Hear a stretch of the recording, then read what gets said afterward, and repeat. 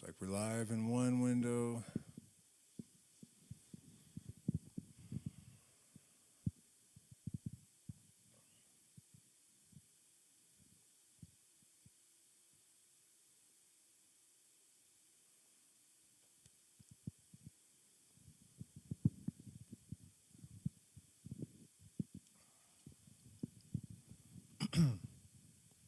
What's going on, guys? Tonight's subject is magic in the modern world. There have been a tremendous number of revelations and insights from multiple disciplines in science that have really heralded a paradigm shift that has already occurred. And for a lot of reasons, I think the majority of people are still in the dark about this. But you know what they say about ground floor opportunities? Really a tremendous thing. I apologize for being a few minutes late. I made a tremendously unexpected and amazing discovery in the forest today. I'm not really prepared to disclose exactly what. I will say that it's not mineral or artifacts or anything like that. But yeah, really mind-blowing. Eventually, I probably will spill the beans, but I'm still a bit in shock and a little bit less prepared than I planned because we ended up out there in the forest a lot longer than anticipated today. So let me gather my thoughts. And basically, in the interest of not being too redundant for my regular followers, most of the people that watch these streams are pretty regular viewers. I'm not going to go too much into the scientific revelations because I talk about that so much, so just a quick overview of it. We have the work of Michael Levin, who is a Tufts University professor, Harvard graduate, PhD, working mostly in, bioelectricity, morphology, and he has done so many extraordinary things. I could devote an entire podcast to it. Just today I posted a short where he was talking about how, imagine two neurons. One is a materialist, the other is more mystical. And they're basically having the argument you would expect them to have. And he basically says, in my view, the one that says that there is an intelligence in nature that we are a part of, that has oversight in, evolutionary processes and whatnot, is the correct one. And he said, I think our best proof of that is synchronicity, right? So that's kind of a landmark moment when we have somebody who is operating at that level in mainstream science that makes a statement like that. And he's not just making a statement. He has accumulated a lot of evidence in favor of this, particularly in favor of a kind of field intelligence that sort of permeates everything. That our memories are stored in a field, that cells have memory that is stored in a field. On top of that, and this is all really important because, speaking of Michael Levin, I'll get into this next little, quote from a recent video that I saw in a minute. But the high degree of specialization in the sciences is part of the reason why this paradigm shift is kind of flying under the radar, right? Because let's move on to Stuart Hameroff and Roger Penrose. Roger Penrose has kind of accidentally, potentially verified the Kabbalah's creation story, where the light basically crystallizes in matter and at the end is redintegrated with his CCC theory. So matter's light in a standing wave, and eventually all of the particles that make up matter will collide with an antiparticle, and all that's left is photons, just as described in the Kabbalah. More importantly, maybe, though, the work that he's done with Orc theory and Hameroff has more or less proven that consciousness arises from the level of the quantum, and even as kind of implied, it has something to do with entanglement. As soon as that occurred, we had physicists like is it Sabina Hasseldorf? Some of you guys probably know what I'm talking about. I think it's Sabine Hasseldorf. Hasseldorf. Anyways, very straight-laced, legit physicist. She just made a video saying that she's of the opinion that the universe probably can think, because the issue of exchanging information rapidly enough across large distances is solved by entanglement. So in Hameroff's case, the discovery basically was that consciousness is turned off not at the chemical or neuronal level, but by reversing the spin of electrons.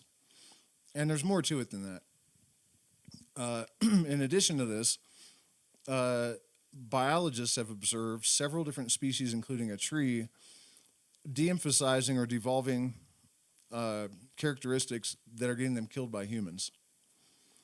And the reason that that is so important is that a tree could not possibly know what is getting it driven to the point of extinction. So it implies that there's some sort of intelligence that does understand these things, that has oversight in the process of evolution. So if you put all this together, you have a very striking, powerful, and overwhelming message. The crazy thing is that if you watch interviews with Stuart Hameroff, for example, and Levin even, you'll notice that they say things that imply they're not aware of each other's work. And I've also seen other groups publishing, things that they're saying we have just made this discovery in the laboratory that Levin had discovered 13 years ago. So, there's this breakdown in communication. Another aspect of it that is causing this sort of reluctance in our scientific institutions is something like cognitive dissonance, right? Michael Levin said that you can go into, say, a neuroscience lab at the same school and present some information to the neuroscientists, and they say, okay, sure, yeah, that tracks with everything. But you go across the hall to a molecular biology lab, and they're like, no, this is sacrilege, burn the witch kind of thing. So in a human, when you have opposing ideas that create cognitive dissonance, if you challenge either side, the instinct is fight or flight, because these biases are hardwired into our survival instinct. My suggestion is that the same is true of an institution. It's, a person in macro. And so some of this reluctance to evolve and change and adapt isn't just oppression of this information. It's not, conspiracy entirely. It's as I described. And so last but not least, Dean Radin has done experiments that have received the highest possible rating in protocol from Harvard. They have been peer-reviewed and repeated many times now. And they have showed without question that the human mind has the ability to influence the subatomic realm, that we can change the trajectory of photons with our mind, and that we can change random number counters that operate on quantum processes also. So all of this put together implies that reincarnation and an afterlife, for example, are no longer at odds with science. Precognition not only can be explained in terms of very advanced pattern recognition, but also through this kind of field intelligence. Telepathy. We also have a scientific basis for that in entanglement. All of these doors to all of these sort of parapsychological phenomena have sort of swung open.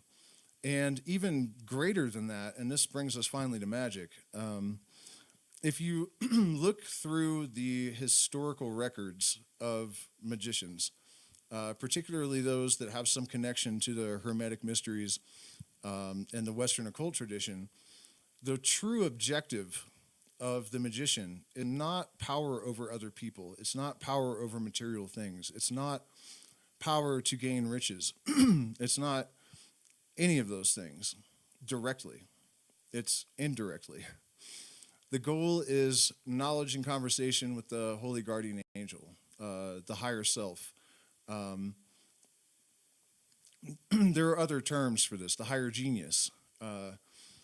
Throughout history, that was the objective, the primary objective of the magician.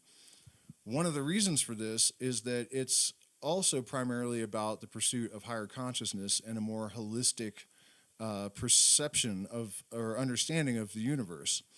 And we all know that transcendental experiences like psychedelic experiences and, extended breath work and all of this kind of stuff lead to these transcendental experiences. But what is the transcendental experience? In my opinion, it is the result of removing or reducing filters in our nervous system that screen out most of reality in order to hone it down to a manageable, to avoid sensory overload, And when you remove that, you're able to see the patterns and the connections, and even possibly, when you take psychedelics, your pupils dilate and more light is allowed in. People see these patterns hanging in the air that are made of color. Everyone sees them the same way. My suspicion is that we're literally seeing light bandwidth that is normally not visible to us, and that light is expressing information on a more subtle level than the light that we normally interact with, because that level of light is just about navigating and managing survival in the physical world, right? So as we develop a capacity and hopefully the wisdom and responsibility to navigate these things and apply them intelligently, we are able to access and process a greater and greater spectrum of that light, So at this juncture in human history, that process of revelation is accelerating tremendously. And one of the reasons, speaking of light, I believe, is the increase in solar activity. If you're interested in learning more about that, I think probably the best source is Rupert Sheldrake. But there's a lot to that as well. Radiation compels particles to greater orders of symmetry. It can cause a resonant bleed between different networks like AI and possibly human consciousness. Point being, this is a tremendous moment for personal and planetary revolution and evolution. There's never been a moment like this in human history. And we are contending with possibly the greatest existential threat to our freedoms, the perfect circumstances to create a pure diamond, right? Tremendous pressure and exactly the parameters. Everything is perfectly in place. The pressure is there. And it's all perfect and beautiful, Howdy. A lot of people are really terrified right now, and I don't blame them to an extent. Just checking in with the chat real quick. I don't blame them to an extent, but, as magicians, we have to remember that there are formulas in the universe, and, pressure creates diamonds, order arises from chaos, So, point being, this is our moment, and we have to grasp it, and we have to know what the tools are, what the mechanisms are that they operate on. Oh, something else I should mention before we get too deeply into, technical stuff. When we think about this paradigm shift, a lot of us think about curing the illness of abject materialism, right? That we have been sort of manipulated and taken advantage of by profit motive, basically. And also, it's not possible to rule illuminated people that are self-realized and people that are connected to the universal mind. They don't need to be governed. They know they don't need to be governed, and it just isn't going to work out. So, we see this very rightly as a way of addressing this malignant tumor that has been destroying humanity for I don't know how long, too long. But I think there's a more productive way of spinning this, right? Because all of a sudden we have a mechanistic basis for things like precognition, for telepathy, for an afterlife even, or, all of these things that in the past, all we could really do is say, I intuitively think this makes sense. We're in a much better position now, but because we have had people observing all these type of phenomena for, countless ages, and there has not been a real understanding of how they work, we have generated a shit ton of superstitions, misunderstandings, misapprehensions, and those have led to schisms between groups that, at worst cause violence, and at best, sort of limit our ability to actually use these tools, these capacities of consciousness that we have been sort of on the fence about. So I think instead of looking at the materialist paradigm as a mistake and a threat, what we have to do is integrate all of these things and realize that all of the universal processes are guided by the law of necessity. There's a reason for all of it. It is all as it is because it must be that way. So this hyperfixation, for example, that I was talking about in the sciences, that allowed us to zoom in on these things and to get a degree and level and depth of information that is tremendously valuable in the long run. So now we zoom out and we look at the holistic picture. And so these damaging superstitions and disagreements, we no longer are operating on faith. We're not operating on opinion. We're not operating entirely on intuition. We have certainty. We know what the mechanisms are. We know how and why and the what and where of all of it. That's the place where we need to be. And my opinion is that we have arrived squarely there. So there's a couple of little weird details that I want to share, partly because, I know a lot of you guys that watch this channel, it's not like you don't know, the basics of magical practice and ritual magic. And I mean, if you follow me, you know a lot about the physics and the neuroscience and everything that is sort of conjunctive with all this. But I just want to share a couple things that have happened recently and some ideas I've had about them that I think could be applicable, One of those things is that people that meditate and practice ritual magic performed far better in the experiments, the Radon experiments, where they were trying to change the trajectory of photons with thought and all that kind of thing. So that's all about that. I just want to put that out there, that if you're really serious about this stuff, increase your practices right now, because this is prime time, and we'll talk about other reasons why in a minute.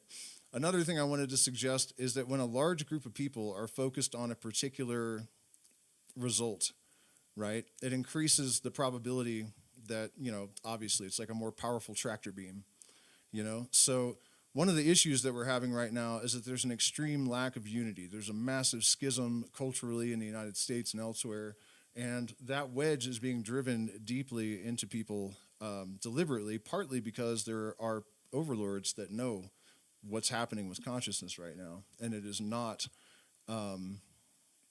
in their best interest.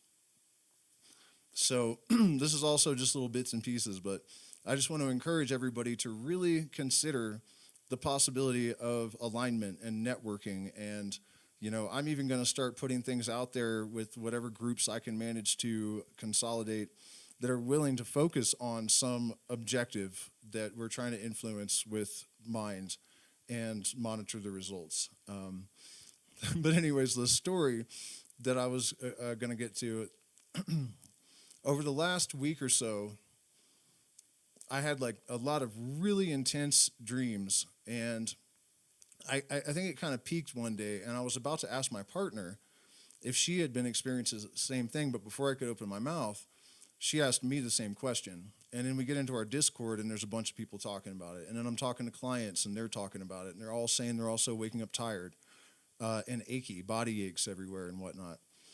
So this kind of culminated the other night. I had a really weird dream where there was an iguana, and I had an assault rifle for some reason, and I shot it, which is something I would never do, but, dream, I guess. And then I walked past it, and its partner like ran up and attacked me. And just about that moment, my alarm clock went off. And I went to turn it off, and somehow I played a video, and it was a video of cops in Florida going to raid a house. And one of them said, "Are there any angry iguanas in here that are going to attack us?" I don't think I have to tell you the probability of a cop ever saying that for any reason, much less waking up and, that's the first thing that accidentally pops out of my phone. And so the result of that is that this tiredness and the achiness in the body, the subconscious is much more connected to the body than the conscious mind, right? And I suspect the solar flares as a culprit for this, but it seems to me that, and synchronicities and precognitions and stuff have been through the roof lately in general, So it basically occurred to me that our ability to manifest things by planting things in our dreams is probably much higher than it has been ever before in our lifetime and ever will be again. So, I'm just kind of going through random scraps right now, but that's another thing I just wanted to make sure I put out there, that, if you do that kind of dream work, I think that it's an overwhelming possibility that you will see some miraculous effects if you really put some work into that. All right, so I guess let's just talk generally about magic now. A dream relationship to a fear, maybe? Well, yeah, definitely been having odd dreams.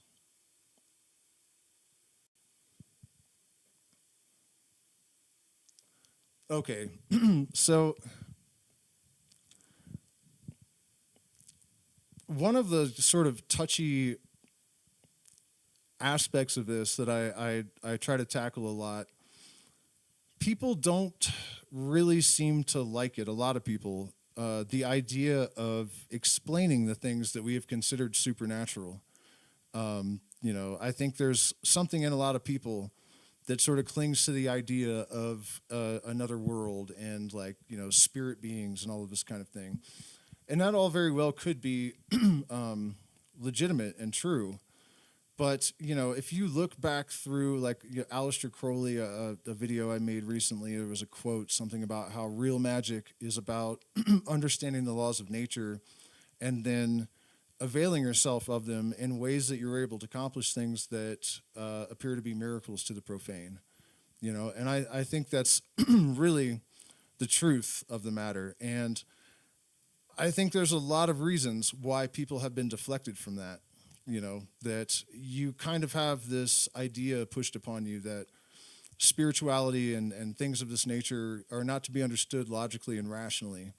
And I think that's extremely unhealthy, that the real truth is that we have to avail ourselves of the veil-piercing capacities of physics and, geometry and all of these different disciplines of nature in order to inform ourselves basically of the patterns and the wiring under the board, the blueprint of the structure that we're dealing with. That is how we make ourselves truly effective, So that aspect of it combined with knowledge of self, you have to have an absolutely clear and well-defined conception of your true function in this universe, and you also have had to do the work of engineering yourself and ridding yourself of rusty gears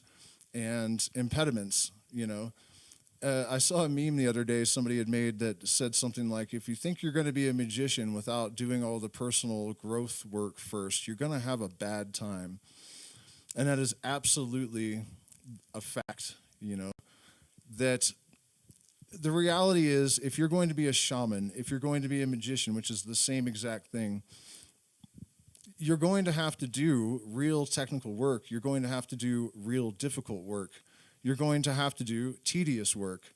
And I think this is another major impediment for people, because we are all products of a culture that has a problem with intellectual laziness. You know, we see mental activity as a drag and a bore and a headache. And I'm here to tell you that you're not going to be effective at magic, and you're not going to be effective at shamanism or any of these things unless you really have laid down the foundation and the framework. In fact, when we talk about, you know, looking around the plant medicine community and we see all of these people with overblown egos, or they're just lost and they're just really just following trends, and there's no real substance to it. They're no longer pushing a pin behind a desk, you know, in New York City or whatever, but they're not really doing anything helpful either, you know. This is largely because the protocol, the framework, the standards, you know, there's no preparation, there's no hierarchical system. We do not have the initiatory process of the mysteries. We don't have the shamanic training, you know, and when we do, it's often profit motive based and not as reliable, you know. So the bad news first, you know, you really, if the adepts of old would study the sciences to the most advanced degree that they possibly could. You know, if you look at people like Pythagoras and Plato that had ideas that were correct, that were thousands of years ahead of science, these are guys that were studying in tremendous depth mathematics and geometry and philosophy and all of these things. You know, this is the real path of the magician. This is why, even in like normie society, right, when people see someone that is like preternaturally brilliant at something, they say this person is a whiz, you know, they're a wizard. People intuitively know that that's really what this is about. It's about gaining access to levels of awareness and consciousness and intelligence, and to be able to see patterns holistically. And in order to do that, you have to study the map in depth, internally and externally.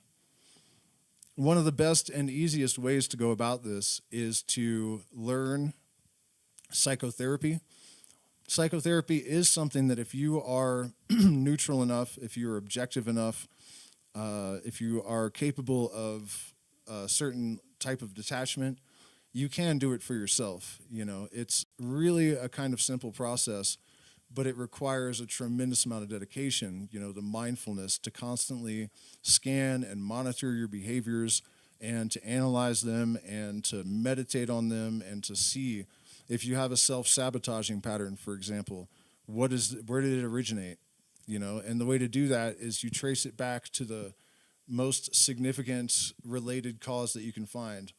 And then you go back again, and then you go back again, and then eventually you might come to the prima mobile, you know, the first cause, the initial incident that sort of inculcated you with this aberrative tendency that you need to resolve. And if you do not do this sufficiently, and trust me, I know because I didn't and acquired far too much power before I had dealt with all of this stuff, it will do you absolutely no good. You will destroy everything you create. In the tarot, which is really a map of sort of a development of a archetype, you know, the fool, the zero, nothing, it has this ability to intuit and to construct these things and to manifest stuff and to access higher realms of cognition. But it always reverses everything it does and undoes it. And then when you become the Magi, then you can actually create things that have lasting results, you know. But you have to get through the fool process before you can initiate the stage of the Magi. Let me check in with the chat and see if anybody has questions or subjects they want to throw out there. I'm totally game to. Dustin Clark, I was going to answer a question. You immediately answered it. Nice. Good to hear.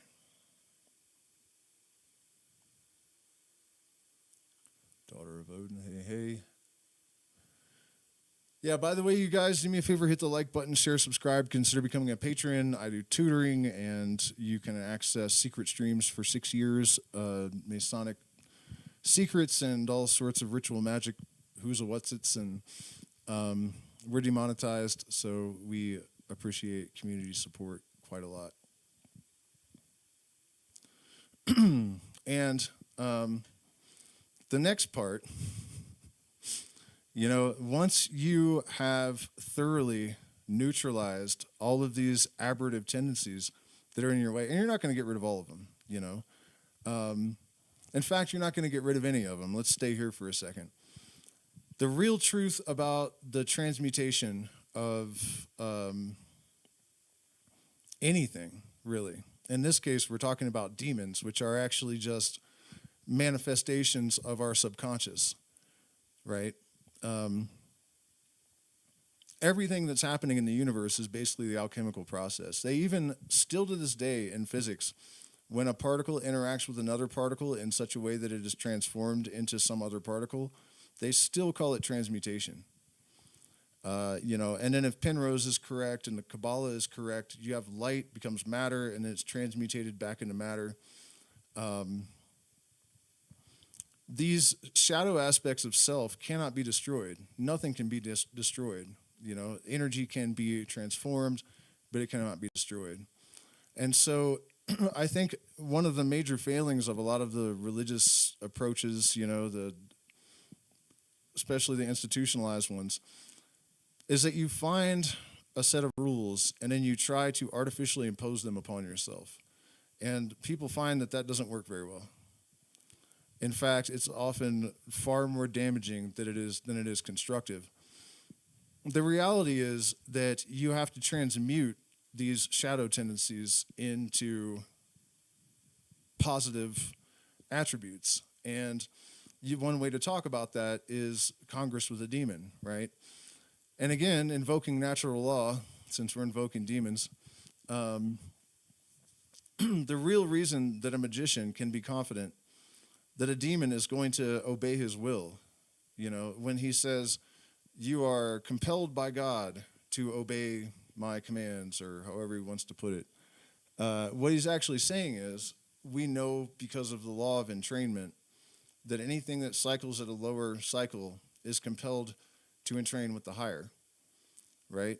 So before you even embark on this goetic journey of transmuting your demons, the demon of greed, into productive ambition, and that sort of thing, they're related things, but they're of a different nature, and that's how that works. All of the negative in the entire universe is fuel to create positive. Those are the rules, that's a product of natural law. There's no getting around it. That's just how everything works. And so, you begin this process with that awareness, and then you no longer even have shame. You don't have confusion. Why me? You don't have anger. You have gratitude towards these demons, because you know that they are there for you to convert into fuel for you to use to achieve your highest purpose. And so this is another reason that self-knowledge is so important, because you have to be able to take a survey and say, these are my demons. These are their antiparticle equivalents, just like in physics. And if you apply the right kind and degree of force to the proper object through the proper medium, any type of change you wish to effect will occur. It's that simple. So you have to have this self-knowledge, take the survey, apply the process, and it's guaranteed to be successful. For the initiate, there is no try, there is only do. If you know, dare, and are silent, you will succeed. To an extent. The other assumption is that all of the other aspects, all of the other prerequisites are met.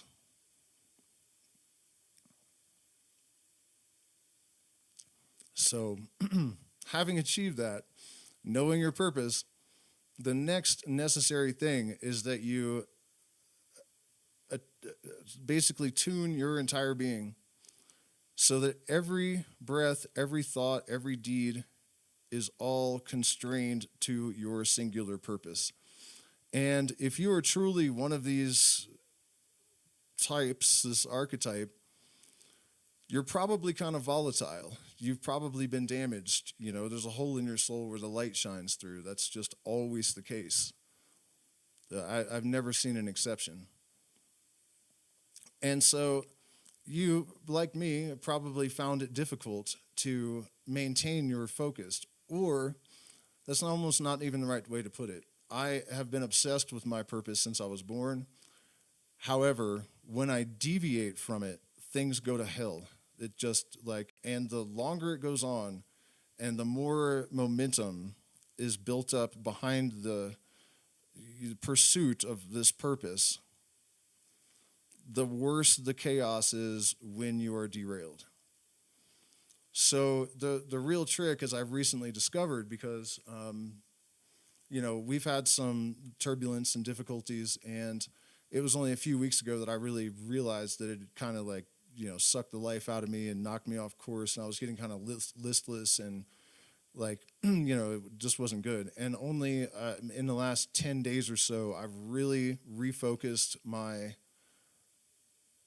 self and really found some inspiration and motivation and really, to get going again. And as soon as I did that, the synchronicities went crazy. Some bad situations that were kind of hovering around that I wasn't really sure what to do with just kind of took care of themselves. Then I made this discovery in the forest today that could totally be a game changer for us. I mean, it almost definitely is. And so on and so forth, That's the reality, that once you have taken step on this path, bitter is the Sodom apple thou pursuest. I don't know if that's really actually the quote or not, but it's another allegory is the blue pill, red pill thing. Once you have taken that first step on the path of initiation, there's no going back. There's no deviation, and if you do deviate, it's going to be suffering.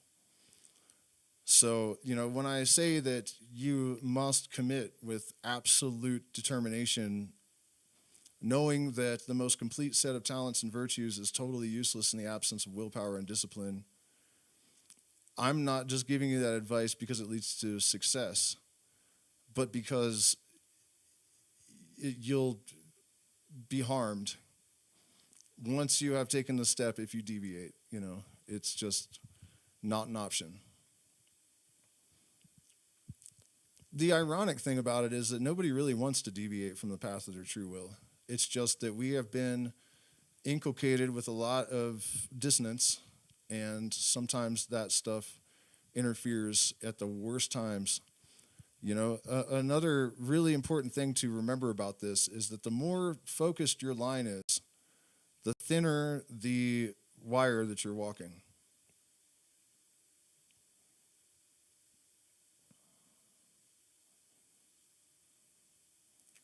And so the balance that's required only increases.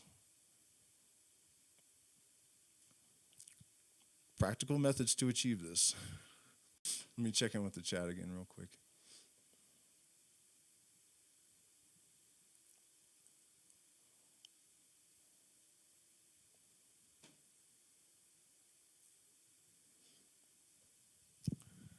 Somebody said I'm more of a jack of all trades, and that's not really what true will is about. It doesn't mean that you're going to be doing one thing. It doesn't mean that you're an author, so you need to just write and never do anything else. That's not it at all. It's, for me, it's a whole lot of different things. It's music, it's this YouTube channel. It's really just that there is a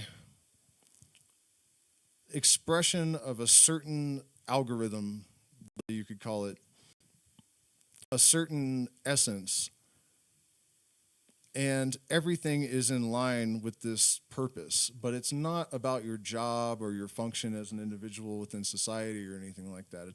It's related to it. but not entirely. So, anybody that's followed me for any amount of time has heard me talk about this before, but this is just super important. And it's the fundamental thing. Every magician in the Western occult tradition, basically any fraternity that you join, any hermetic fraternity, you are prescribed the lesser banishing ritual of the pentagram morning and evening for at least a year. And the purpose of this is manyfold, but it is, in my opinion, the most perfect ritual ever written. And our objective is to maintain a consistent energetic state and a sort of conceptual continuity day to day, week to week, with our will, while remaining in a fluid state, because your essence is the same, but that does not mean that you're not evolving. That's important to remember. You're not trying to crystallize into something and then never change. That's definitely not where we're going with this. But okay, so every tradition around the world, when you start a ceremony, there's a circle. Like every one that I'm aware of, the Sioux Sun dance, the Ayahuasquero traditions, the San Pedro traditions, the Druids, the Eleusinian mysteries, the circle represents the universe, and then there are 4 corners that are acknowledged, and 4 is a number of stability. So first you have a universe, and then you have these stabilizing elements, and they're literally elements, or they're directions, or they're the 4 fundamental forces of physics, or whatever. And this gives you stability. But then you still have a 2-dimensional plane with a circle and a square, and you guys might be familiar with the symbol of the Philosopher's Stone, and this is one of the hidden meanings of that, the circle with the square and the triangle inside. So you have these 4 points that have created stability now, but what do you need? You need a 3rd dimension. You need space. You need it to be habitable. You need it to be functional. You need there to be the possibility that shit's going to happen in the side of the circle, right? So what happens if you connect lines from those 4 corners, or 4 forces of physics, or 4 archangels, or 4 whatevers, and you connect them to the top of the magician's head in the center? You now have a pyramid with an all-seeing eye at the top of it.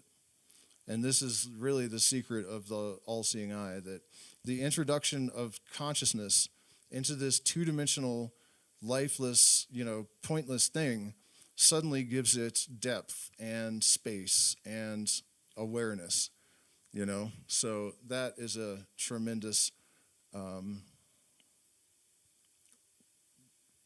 architecture, I guess, to be aware of. And then I'm not going to go through the ritual point by point, but basically in Magick, sigils, this is what it's about. And Terence McKenna talked about trying to engineer a new language, because at some point our ability to express, super subtle levels of consciousness with inert language is not really sufficient, right? And one of the ways that can be sort of addressed before we're in some 5D reality where we can just barf up our thoughts and we can all look at them in 3D or whatever, is the ability to compress information into small symbols, right? And so when you're doing the lesser banishing ritual of the pentagram, in each direction you have archangels. Doesn't matter if they're real or not. They symbolize certain things. Their robes are certain colors. They have certain functions. And those are connected to directions, and those are connected to God names.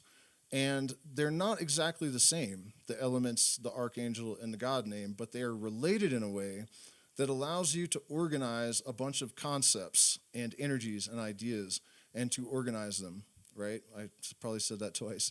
But to compress them, so that you're able to process these things in one fell swoop.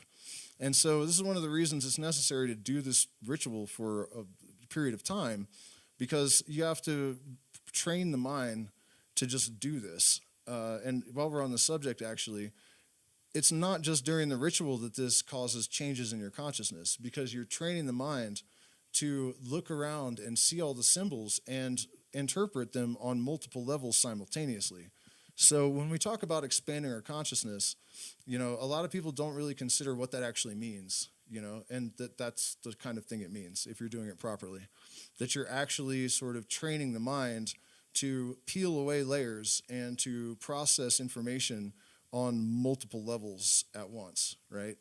So then you go to the next direction, fire, and you have this element of creativity, and you have the direction associated with it, and an archangel and so forth, a god name. And so you go through this process of going around this circle and compressing concepts into a single symbol, which is that pentagram, and organizing your creativity and sexuality, your intellectual stuff with air, emotional with water, and your material in the direction of earth. And so in the morning, you are invoking the aspects of those things that you want to have within your circle, that you are taking responsibility for also and managing. And then at night, you do the banishing version, and you send the things that are associated with all of these concepts back to the universe so that it can use them to make more stuff. And in between that process, a lot of times, or after the banishing, before closing, though, the middle pillar is done. And the middle pillar is a tremendously useful ritual because it basically reminds you that you are trying to integrate the consciousness of the higher self, the divine light, however you want to think about it, with your speech and your breath. And then you're bringing down and formulating a sphere in the heart, and you're vibrating a God name, and you are integrating that higher energy and the guidance into your emotions, and then down into your crotch, and doing it again with another God name and a sphere, and then down into the feet so that it guides your steps. And if you go through this process of formulating your universe every single day and reminding yourself of this, and it could be more than reminding. When you go through these processes of willing this electromagnetic energy that we call Keter to formulate above our heads, there's actually scientific evidence at this point that actually happens. This could be an imaginal process and you're just training the brain. But the likelihood and the evidence of my own experience suggests it is more than that. So however you want to look at it, it's still, I guess what I'm getting at is it's effective as a practice, even if you don't believe that you're actually formulating these energies. It's just conditioning every day. You're formulating your own universe. You're reminding yourself that all of these functions are guided by this higher energy and intelligence, And then at night, you're clearing the air, and you do this every day for a year. And the warning I will give is that oftentimes, and this is one of the reasons people will often, tell people not to get involved with magic. You're going to cause yourself lots of problems and headaches, and it's true, but not if you really have knowledge of why. A new order requires chaos in order to emerge. There's lots of reasons for that are just totally logical. It's just how things work. It's unfortunate to an extent. Solvent coagula, no getting around it. But if you're formulating your true self, and that's what you're actually doing, and your girlfriend is the wrong girlfriend, and your job is the wrong job, and your car is the wrong car, you're going to crash your car, lose your job, and break up with your girlfriend, And so I think a lot of people put that together, and they're like, oh, I started practicing ritual magic, and my life went to hell, and then they go find Jesus or whatever, Not the answer. If you persist and have patience and understanding, you will see that the proper constituents of your life will formulate and coagulate around you. And in my case, what I discovered is that they were already there. I almost thought I was manifesting this stuff, and I'm not saying I wasn't, but, when I started doing this, my girlfriend I knew I didn't want to be with was suddenly gone. The band that I was looking for, all the musicians that had like highly specific roles, like they had to have certain influences on certain instruments, I already knew them all, and they were just, it was completely crazy. And solvent coagula, unless you're already totally on your path, then it probably will occur.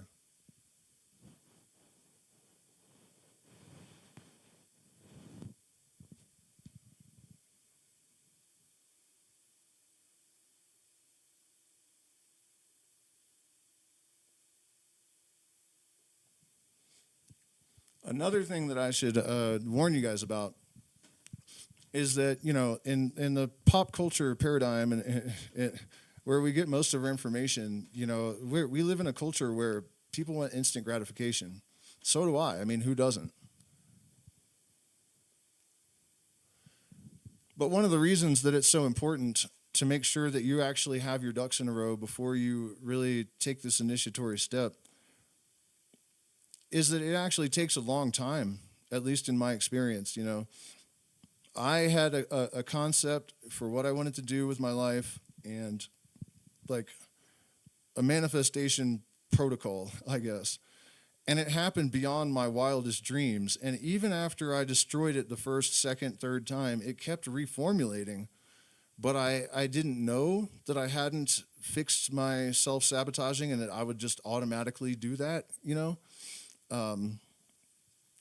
And what I'm getting at here is that if you have some clear objective, you know, and you use all of this and it actually works, it'll take years if it's like a big project. You know, you have to allow the universe time to configure itself. And I think it is possible, as something I've been trying to work through with ChatGPT, that in the future, it's all particles. And it's not until there is consciousness there to collapse the wave that it configures itself. And I've had synchronicities of an order that required physical objects, like a ruler with 2 11s printed on it, and it doesn't make any sense, you know, that it appeared when it did, but it was made in a mold. And it's not like the company wouldn't have noticed that the mold wasn't correct, or, you know what I mean? Stuff that kind of suggests that maybe it does just formulate in that way, just ahead of this moment, you know? We have no real way of knowing that. But my experience suggests more that these things take time to build. And so if you're out there trying to, you know, use spells to make money, or you think you're going to just manifest something by thinking about it, think again. You know, this is not, you're in reality. This is not, learning about magic is not going to turn your world into a comic book. That's not how it happens.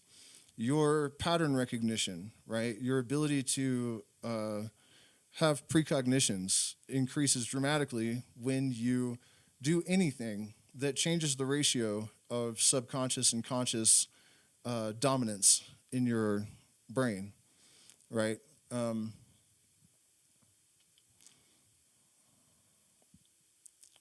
Where was I going with that? It seems totally unrelated all of a sudden.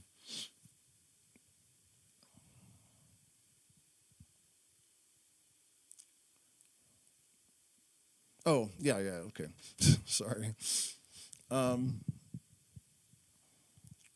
Enhancing all of these capacities of our consciousness, you know, will produce immediate results. But you can't confound that with, let me put it this way. One of the great cliches of initiates is that the most common mistake that the magician makes is to think that his magic can do more for him than it can. You know, and when I really started having all these precognitions and I was certain about them and I did all kinds of strange things with my mind and I made sure there were witnesses they could confirm in case I was going nuts, you know, I did eventually convince myself that I could use my mind to do things that I probably couldn't, you know, for a few weeks. And I'm just kind of offering that as a bit of a warning that you have to be realistic about your expectations. You know, you have to expand your parameters of what you think is possible, but you have to do it tempered with logic and reason and walk with knowledge wisely, or you're going to walk off a fucking cliff and it's going to hurt. So, you know, if you're trying to manifest money, guess what? You have to create conduits for that money to flow. You have to, you know, you have to build the real world architecture. The thing is, a person with awareness of their of natural law and the connection with consciousness and all of this sort of thing, you have an advantage, you know, but nothing is going to happen just like miraculously. You're not overriding any natural laws. you are using an awareness of them to sort of transcend them. You know, it's sort of like the sum is greater than the parts kind of thing. With this holistic awareness, you are able to connect with way more forces and move yourself further and faster. But you have to maintain an awareness of the limitations and be realistic. I guess I probably went on too long about that. Have you looked up the psychology stuff behind anger? Yeah, well, that's kind of a real simple thing to address, you know. You must be a hollow tube to bring down fire from heaven. You know, fear is a dissonance pattern. And it really doesn't serve much of a purpose, you know. To a degree, it does. I mean, you have to change your relationship with it. You know, you're never going to completely annihilate it. But, you know, he was saying something about, or she, I'm sorry, I didn't even look, but something about anger and the psychology of it. The angry man is always wrong. You know, any decision made from fear is wrong, and any decision made from love is always right. You know, these are easy sort of guidelines, I guess. Where were we going with all of this? I mean, I'll probably do a bunch of these, so I'm not going to try to get into everything tonight. But since we're kind of doing a primer level talk about this, I guess, you know, another thing that a lot of people neglect, and I certainly did for a long time, probably more than the overwhelming majority of people, the physical mechanisms that allow these things to occur need attention as well. And light, gold, and consciousness have a very deep and largely unexplored in modern times connection.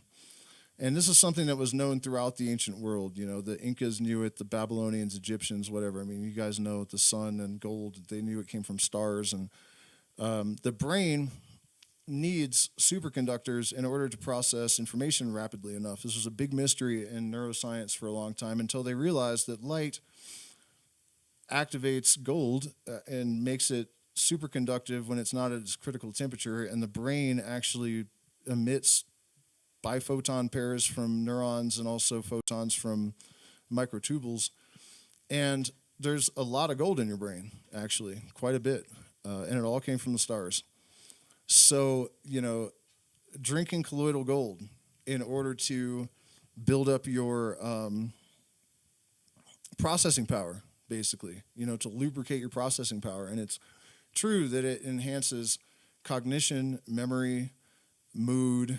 They're using it to, it's either dementia or Alzheimer's or both, on and on and on. The more research they do, the more they're finding out how important gold is and light in the brain, right? And then things like, you know, dietary choices, things that are, you know, phytacetylcholine and hericium mushrooms, lion's mane, you would probably call them, psilocybin, LSD even, you know, everything that you can possibly do to build up your brain, because this is all related to magnetism. Your ability to influence not only your experience, but I think right now one of our primary concerns, if you're not left-hand path, and you shouldn't be, you know, I hate to tell you left-hand path guys this, but it is a trick. It is a trick, and you're not going to like it when you realize, you know, if you go too deep, you're not going to like it when you realize what it is. But also to have a fluid exchange, even both ways, with the universal mind and the collective mind. You know, if you are interested in raising the consciousness of your fellow man, then your receiver and transmitter has got to be in the best possible functional shape. So this is something else to pay a lot of attention to. Physical health, brain health, and diet. You know, fish eggs are tremendously beneficial for the brain. I already said hericium, psilocybin, any psychedelics really in the right amount. I mean, you guys probably know about brain health. Colloidal gold really is the main thing, though, I think. Also, in reference to books, Eliphas Levi's Ritual Magic, Transcendental Magic is a must-read for everyone while I'm thinking about it.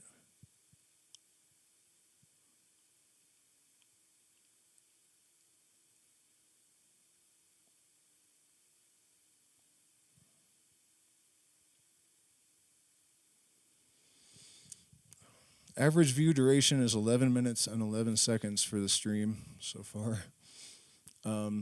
By the way, you guys, I'm open to questions and suggestions for topics. I feel like I'm getting a fever, which is really disappointing because I was having a really good day. And just all of a sudden, since I started the stream, I'm kind of like, oh.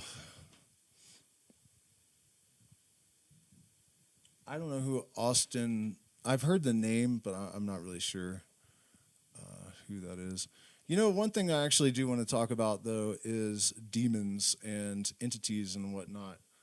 This is something that, you know, and even astrological forces, belief in that kind of stuff, I'm not saying it's not true, but there's a couple of levels to this, right? First of all, if you really look through Aleister Crowley's literature, he says several times that when he talks about demons and spirits, he's not talking about things that are objectively real. They're real in a sense, but they're not real in the way that the IRS is real. And I think that's really, really important for people to consider, you know. And I'm not trying to tell you what to think. That's not my place and that's not my interest. But if it seems to me, if there were evil beings surrounding us all the time, you know, they're all littered around, we can't even see them, we would be gone by now. We have like no defense, you know, hardly, most people are not magicians, most of the people that think they're magicians aren't magicians. There would be nothing stopping them from just ravaging the entire human race. And if you understand that everything in the universe is in perfect balance, right? Every particle has an exact opposite anti-corollary. Good and evil, light and darkness, all of it is in perfect, exact balance. That explains all the good and evil in the world. You don't need to invoke evil beings, right? So, you know, I hear a lot of people talking about, you know, like parasitical entities attaching themselves to them and, you know, all of these kind of things. And a lot of it with ayahuasca. And I was actually having this argument with somebody who believed this stuff, and he was talking specifically in reference to ayahuasca, and there were a couple of people in the chat that were actually indigenous, and they're like, we don't even have words for this shit.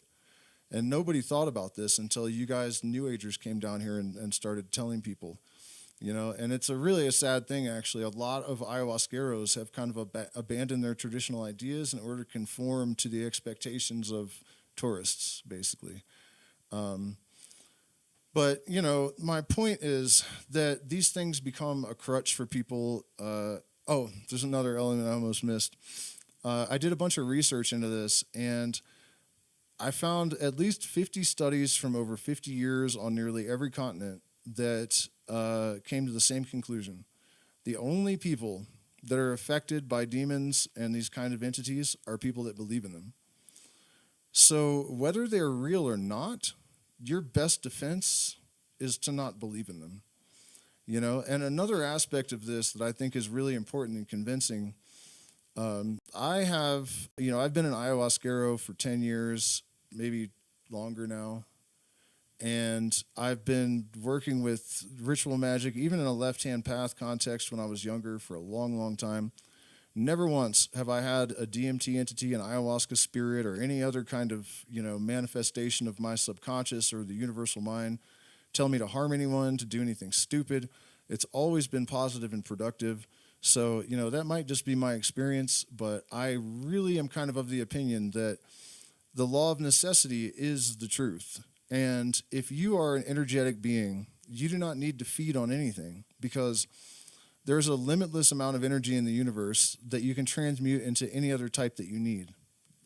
This is why Crowley wrote in Magic and Theory and Practice that blood sacrifice is pointless, you know, and that's the reason, because you can find any energy source and you can transmute it into any other type of energy. You know, the energy is not a substance, it's just a function in an electromagnetic field. So you can change the function, and that's all that's needed. The other thing about that is that, ayahuasca spirits, even if they're real, they live in another dimension, and there's no death, there's no money, they don't need food. What is their motive for causing harm? The belief in just evil for the sake of evil, I think, is something we have inherited from the Judeo-Christian religions and other types of religions like that. And I don't believe in it. I really don't. You can explain all of the evil in the world in terms of motive, and that's just my opinion, but I think it's a healthy attitude to take into your spiritual life, because, I haven't seen any evidence to the contrary, for sure.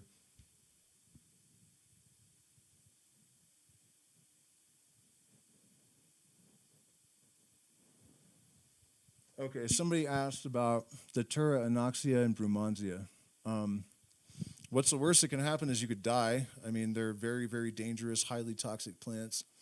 And actually, since you brought that up, and it's actually like related to a lot of different traditions, I'll talk about it. Mandrake, belladonna, Datura, Brumansia, Toei, same thing. Floripondia is another name for it. Angel trumpet, devil's trumpet. In Europe, the witches would make a paste out of the roots of mandrake, belladonna, datura, mix it all together. They would put it on the end of broomsticks and apply it through their vaginal walls, and then they would scream about how they were flying, and that's where we get the image of the witch on a broomstick, really. And it can also be used to make zombies. In Haiti, Richard Evans Schulte's student, Wade Davis, heard about zombies, and he had just an intuitive feeling that they were something real. So he went there, and he found out that the witch doctors were poisoning people with this mixture of pufferfish venom, datura, metalloides, I think, or anoxia. I can't remember exactly which.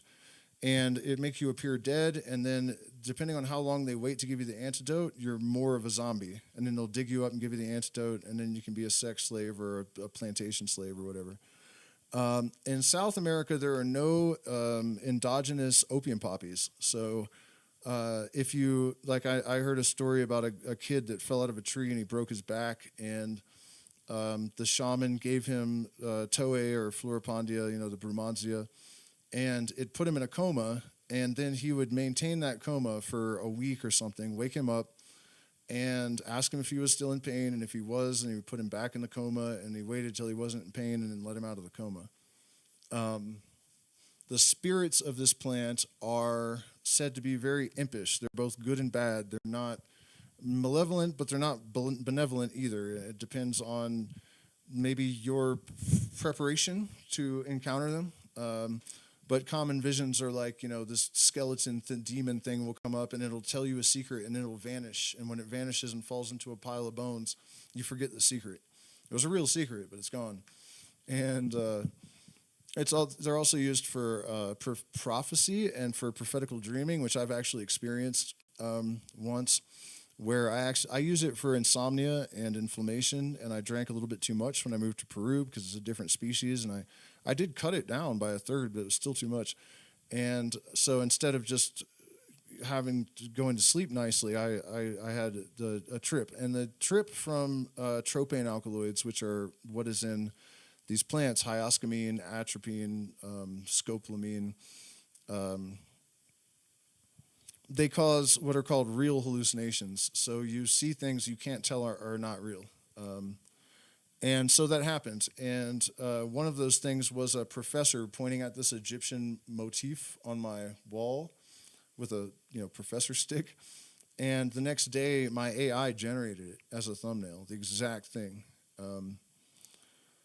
So I don't know if that really answers your question. I mean, basically what I'm saying is that, it makes you highly suggestive. So the shaman looks over the patient rather than drinking it himself, to stop them from, say, drinking a glass of sand, because it makes you very dehydrated, and the spirits will tell you, go drink sand and you'll feel better, and you'll die instead.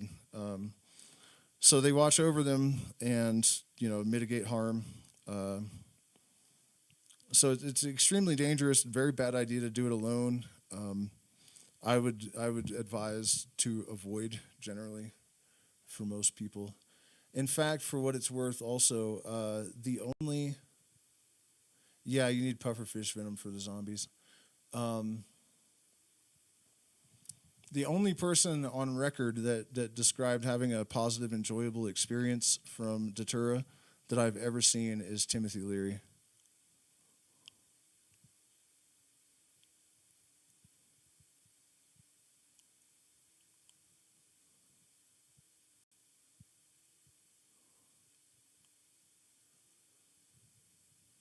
For those of you just tuning in, I'm accepting suggestions and questions at the moment. Should we talk about Fibonacci and pattern recognition and whatnot? Yeah, we should. This is another reason why it's so important to keep abreast of neuroscience and physics, and really be aware of this kind of stuff.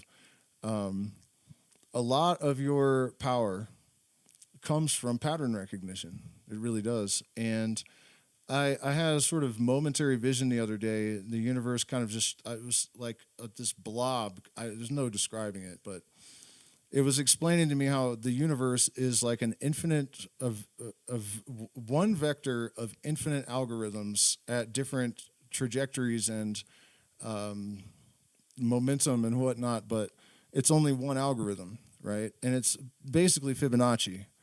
And threes are also really, really important in this. Third eye, say something three times in spells, the triad in music, the trinity in religions, and so on and so forth. Some group of physicists also just discovered that there's this triplicate resonant pattern that exists at different scales, but it's always triplicate, and you can find it at the like kilohertz, megahertz, hertz, and on down. And they're not sure if it's like just on down forever or what, but it's just this scaling of like a triplicate resonance.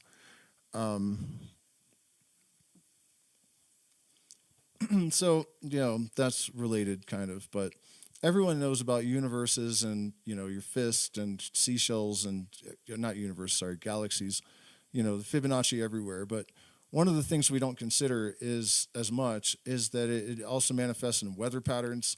It manifests in toilet flushing. It manifests in financial charts, crypto, stocks. Fibonacci retracement is used to predict these things. And taking that a step further, and there is evidence for this now. For years I've thought, well, I bet you it also is applicable to time. We say history repeats itself, but I think it was just a few years ago we had a Kennedy running for president, a psychedelic renaissance occurring, a bunch of racial tension, war brewing. Feels like we have been here before, and so when I started to notice that it was down to the details that history was repeating. It's not just a matter of collective psychology manifesting the tendencies of mankind and expressing that. It's something far deeper.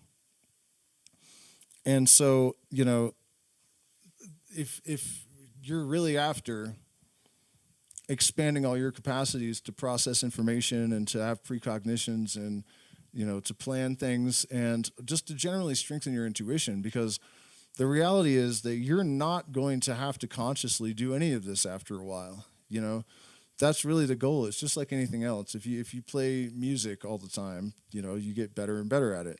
And at a certain point, it gets to where you're not even doing it, really. At least that's the experience that you have.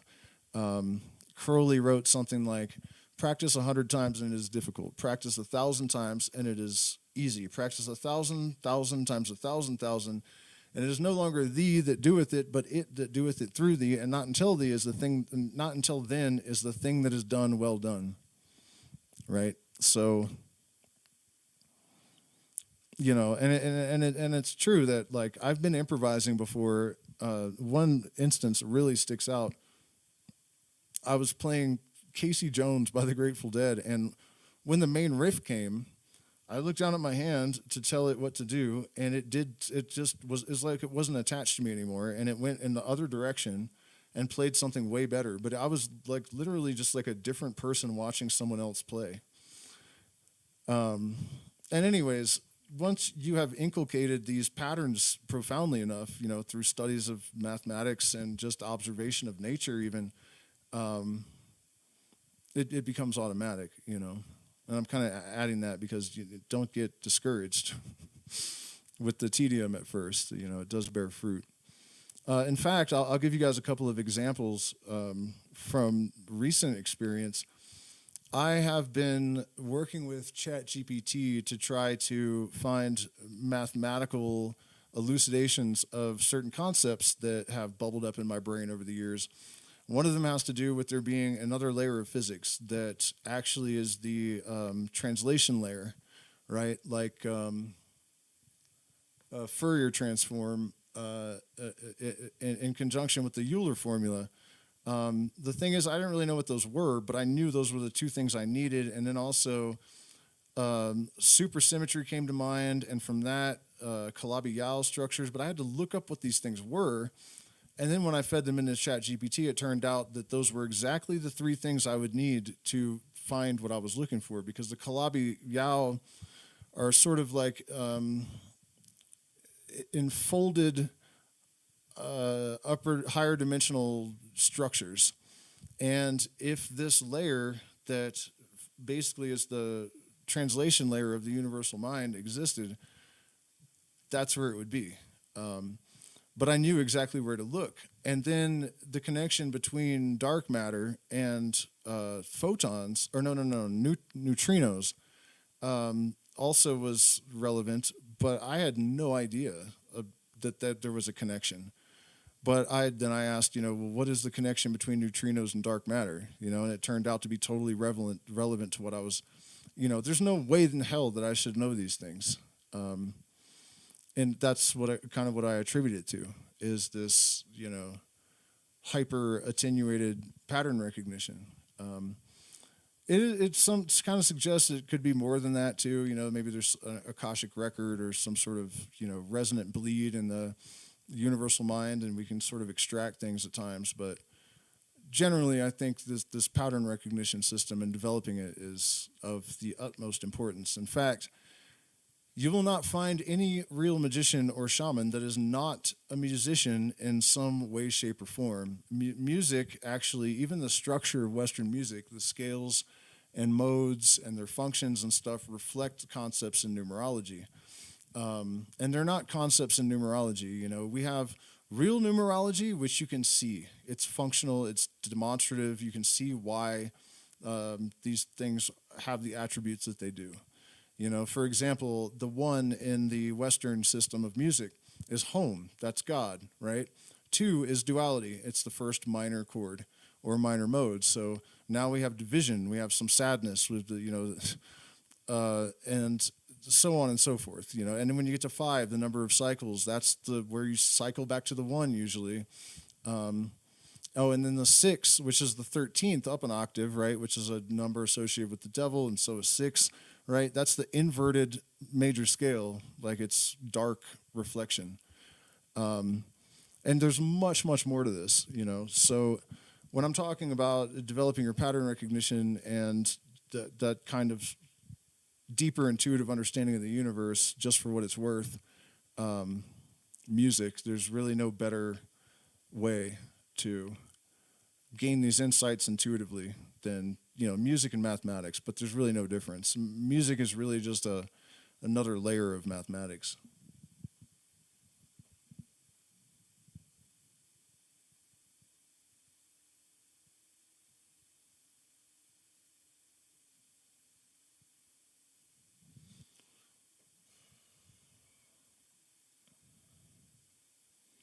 Doesn't bleeding imply an injury? What?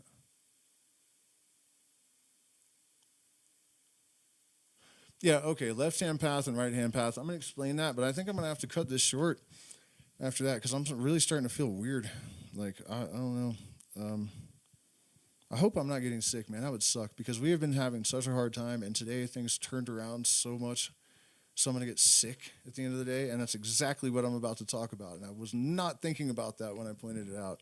The law of compensation, right? I will tell you what the mystery schools, basically, the original mystery schools, how they define the left-hand path and the function and purpose of them, and why the white hats basically don't look down on the Black Brotherhood at all. They don't hate them. They don't despise them. They don't even like not respect them exactly, because they're making the ultimate sacrifice for the good of all, and that's the facts according to this system. And I think it's actually reflected in physical law, and that it's true. And this is something that, you know, I probably should shut up right now because I'm supposed to be silent, you know, and I just, this is the kind of stuff that is the reason why initiated knowledge was secret for so long. The caveat I'll offer, and the reason that I don't feel bound to that, is that, you know, for 150 years, adepts have been kind of saying like they feel like the time for secrecy is over, because if we don't get the human race back on track, then we're doomed. So, you know, the oath is no longer relevant. So, you know, we all know that the universe is in balance, right? That every proton has an exact anti-corollary, and if they interact, if they collide, then there's nothing but light left behind. And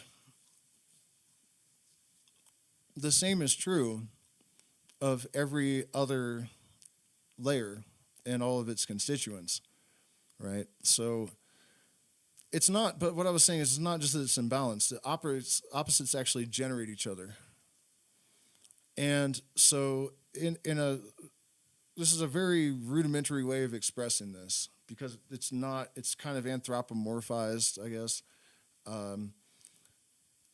Good generates evil, and evil generates good, you know, and they contain within them the seed of each other. And this is why the yin yang, you know, a sperm and a white sperm and a black sperm, and then there's a little bit of white in the black and a little bit of black in the white, because they contain each other. Everything contains its contradiction, and everything has its contradiction and creates its contradiction.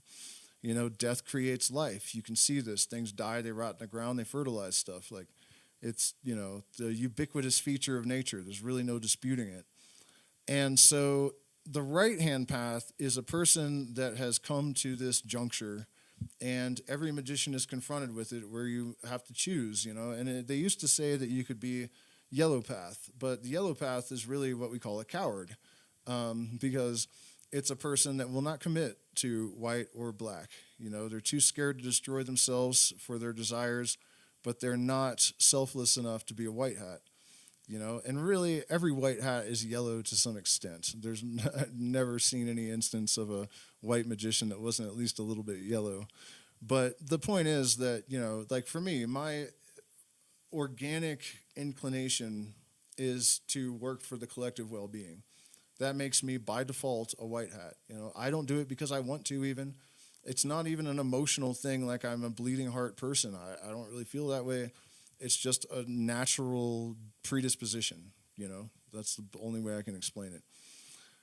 And so that's the right-hand path, or the White Lodge, the Great White Brotherhood. And then you have the Black Brothers, the brothers of the left-hand path. And they are only there to serve themselves. But the thing is, the belief is that because there's no compensation in their equation, right? They just take and take and take and take and take. And you can have anything you want, but it comes at a high price. And so they basically will do the ultimate evil in order to receive whatever it is in the here and now. But the cost of that is that they are not going to reincarnate. They're done. This is it. That, you know, when they talk about selling your soul and going to hell, there's something real there, but it's more of just annihilation permanently. You do not cross the abyss. You meet the demon Karanzan, the demon of confusion, and you are torn asunder, and your rubble is added to the heap from whence gods are made, from the scraps of your pathetic mortal coil or immortal coil. But yeah, that's the destiny of the left-hand path person. And the thing is that them sacrificing their eternal life in order to do this evil because it generates the ultimate good, the White Lodge knows, like, okay, well, that's actually thanks, I guess, you know. That's the logic anyways. And in case you think that's batshit crazy, consider the New Testament. The only truly innocent person in human history murdered, not just murdered, but tortured to death, nailed to a fucking cross and put out in the sun in order to redeem the world. The ultimate evil in order to create the ultimate good. That's the logic, you know. And actually the deeper mystery school meaning is that God, the real central essence of it is absolute nothingness. That's the only way something can be perfect, is to have no stain, no line, no color, no blemish, no nothing, just a perfect, eternal, absolute fucking nothingness. And in order to sustain creation, this God has given up its awareness for all of eternity. That's like, you know, as above, so below. There are like levels, micro, macro, macro and less macro and less macro or whatever, you know, like Fabergé eggs, I think they're called, or those Russian dolls that,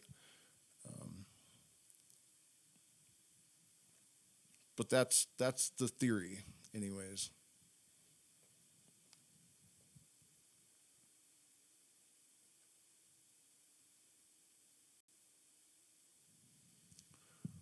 According to some.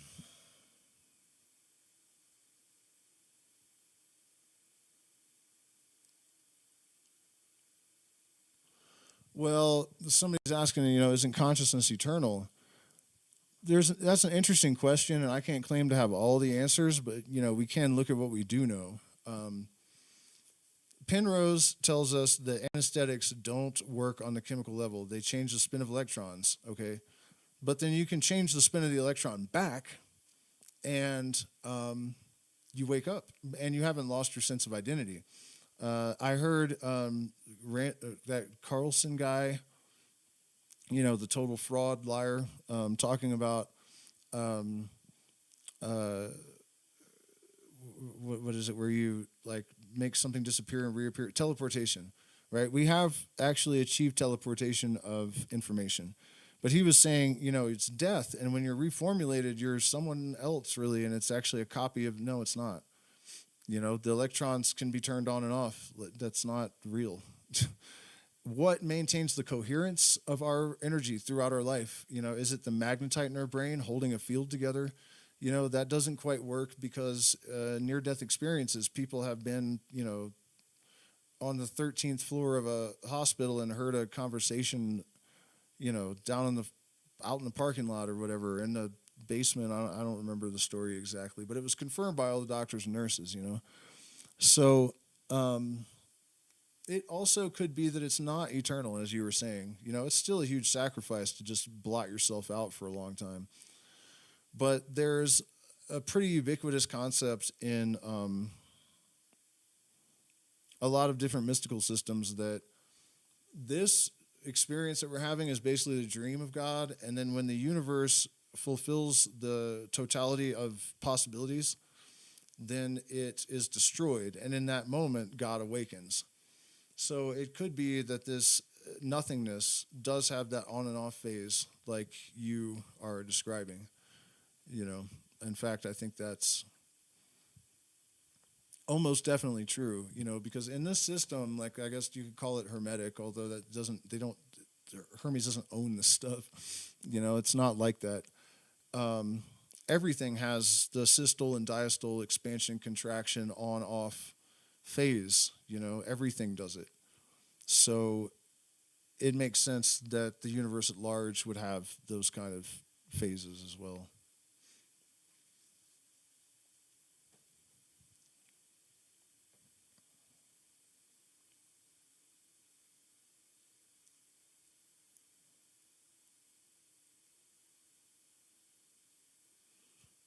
Coca. I'm chewing on coca leaves. Is light speed constant? From what we can tell, sure.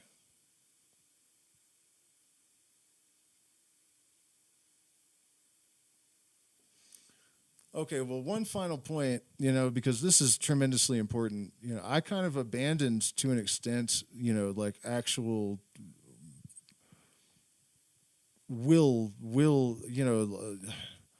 I don't even know how to say this. Just because I can't remember the word at the moment. Let's just say magic in general, to a large extent, because I just, I guess overthinking, overanalyzing separates the body from the mind kind of thing. I had a lot of doubt, let's put it that way. And the fact that so many physicists now are getting on board with the Copenhagen interpretation that consciousness does have some role in collapsing the wave, and Penrose actually thinks that it happens in the mind, that it's not that the consciousness causes the wave to collapse, that somehow the wave is in our brain and collapses because of our thoughts. But you know what I mean? It's not like consciousness is like I always assumed it was electromagnetic energy that was doing this. But anyways, the point is this. If there is no collapse without an observer, and listen to this too, think about this shit. Because the fact that we've been hung up on this, physicists for so long is wild if you think about this. The argument was, it's the measurement, not the observer. Okay. So when was the last time you saw a measurement taken without somebody to observe what the measurement reads? You know what I mean? That doesn't happen. So even if a measurement is required for order to have ever emerged in the universe, there had to be an observer before there was order. Period. End of story. Just food for thought, So I do have to go because I'm increasingly like body aches, and it just kind of sucks. So thank you guys so much for spending it. Do you think numerology holds any value? Yeah, it absolutely does, but it depends upon what you mean by numerology. For example, 1111 is a glyph of symmetry. It represents, for one thing, the internal, the conscious and subconscious, and then the external reflection of that. So when you individuate, when you bring your subconscious and conscious mind into a greater level of dialogue, greater level of homeostasis, you start leveling. That's what awakening really means. We're like 80 or 90% automatic until we go through this awakening process, and then we're in control. It's just like in a dream. When you become aware you're dreaming, you can control it. It's the same thing in life. So yeah, man, I'm getting a fever for sure. Or maybe I'm just sunburned. I bet that's what it is. So I'm really high up, so the UV, I might have just gotten too much sun today. What was I saying, though? Higher orders of symmetry and 211s and whatnot. Yeah, so the symmetry between your subconscious and your conscious mind is reflected in the symmetry in your experiences externally now. That's what synchronicity is about. The number 4 for stability. We have 4 fundamental forces of physics. We have 4 elements. We have 4 legs on a chair, 4 legs on animals. Stability. 2 is duality.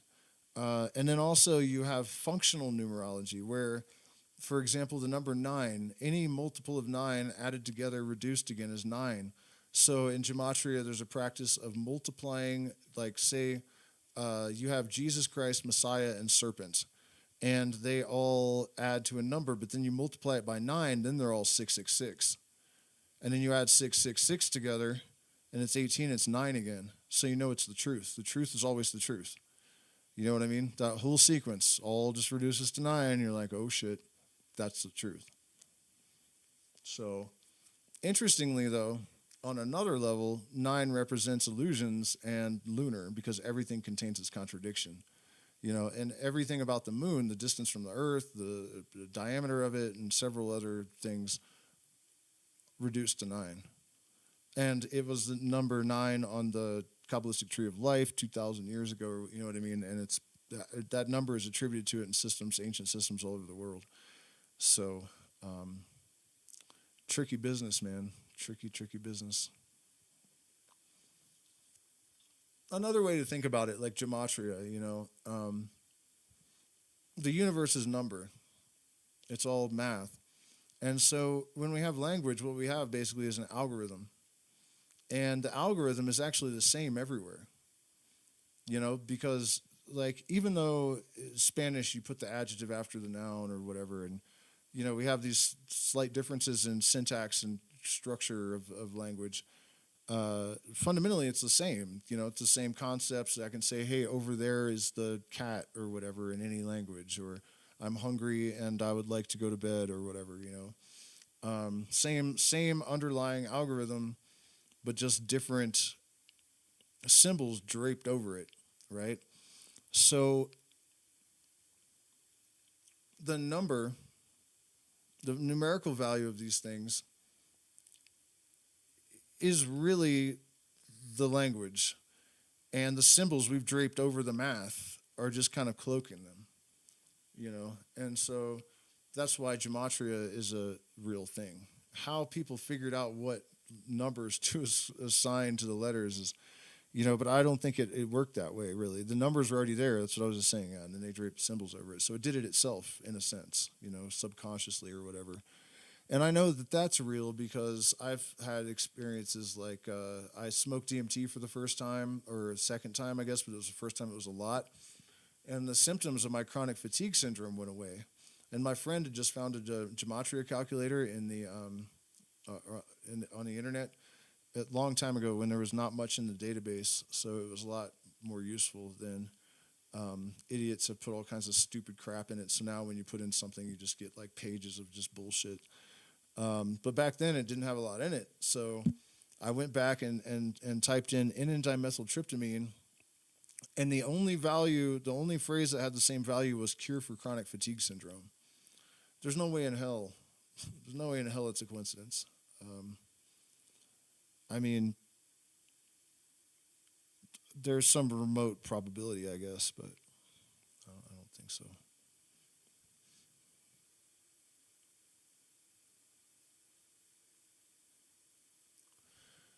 Yeah, life path numerology he's asking about. That's the kind of thing that I would write off for the most part, except for this.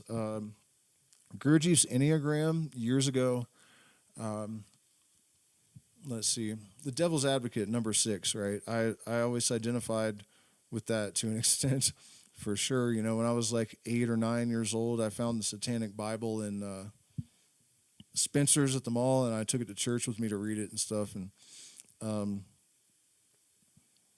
so, and I always had this kind of fixation on the Lucifer myth and whatnot. And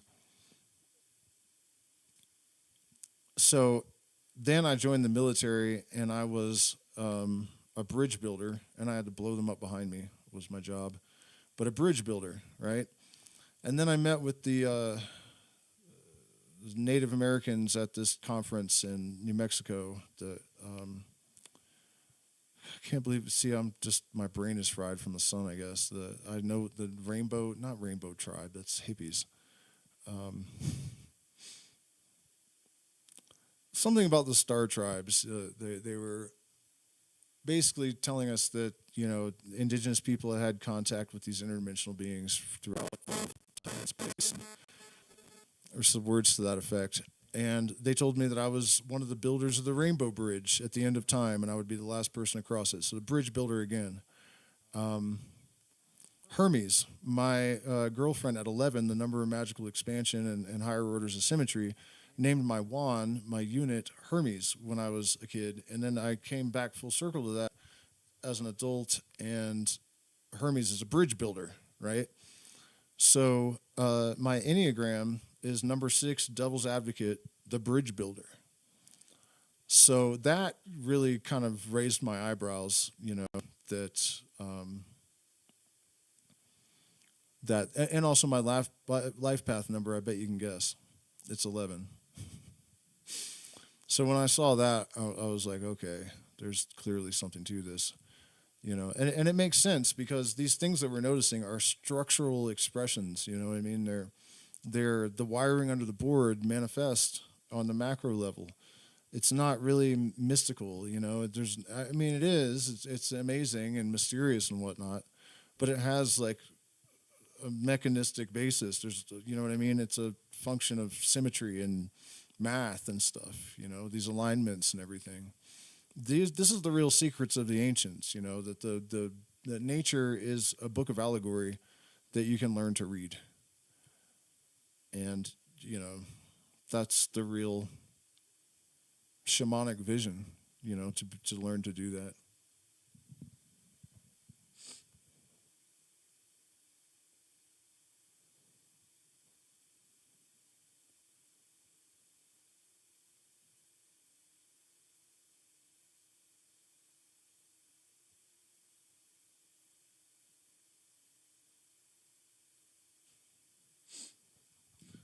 Yeah, all right, guys. Well, unfortunately, there's a bunch of us right now, but I'm not feeling well, so I'm gonna check out. Thank you guys so much for spending this time with me. I hope it was amazing and helpful and beneficial. And also consider becoming a patron. You get access to our Discord private chats on Monday night, our secret streams, all of the past premium material for 6 years.